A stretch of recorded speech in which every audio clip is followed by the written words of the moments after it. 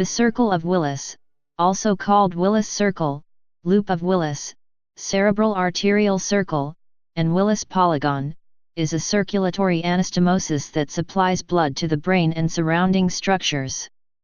It is named after Thomas Willis, 1621–1675, an English physician. Structure. The circle of Willis is a part of the cerebral circulation and is composed of the following arteries. Anterior cerebral artery, left and right. Anterior communicating artery. Internal carotid artery, left and right. Posterior cerebral artery, left and right. Posterior communicating artery, left and right. The middle cerebral arteries, supplying the brain, are not considered part of the circle. Origin of arteries. The left and right internal carotid arteries arise from the left and right common carotid arteries. The posterior communicating artery is given off as a branch of the internal carotid artery just before it divides into its terminal branches, the anterior and middle cerebral arteries. The anterior cerebral artery forms the anterolateral portion of the circle of Willis, while the middle cerebral artery does not contribute to the circle.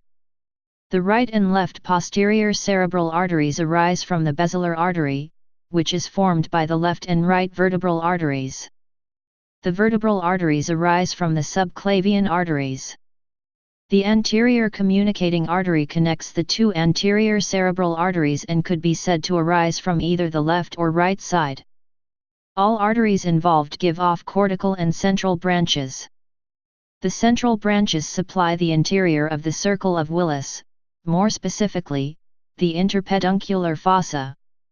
The cortical branches are named for the area they supply. Since they do not directly affect the circle of Willis, they are not dealt with here. Variation.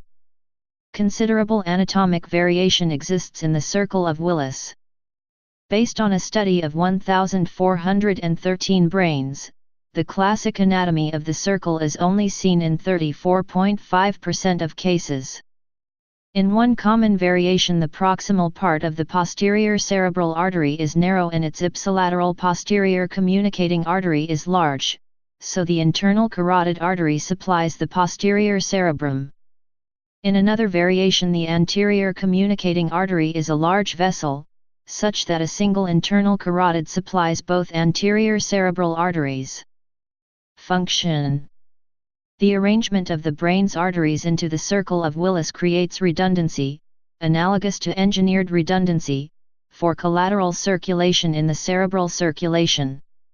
If one part of the circle becomes blocked or narrowed, stenosed, or one of the arteries supplying the circle is blocked or narrowed, blood flow from the other blood vessels can often preserve the cerebral perfusion well enough to avoid the symptoms of ischemia. Clinical significance. Aneurysms. Subclavian steal syndrome.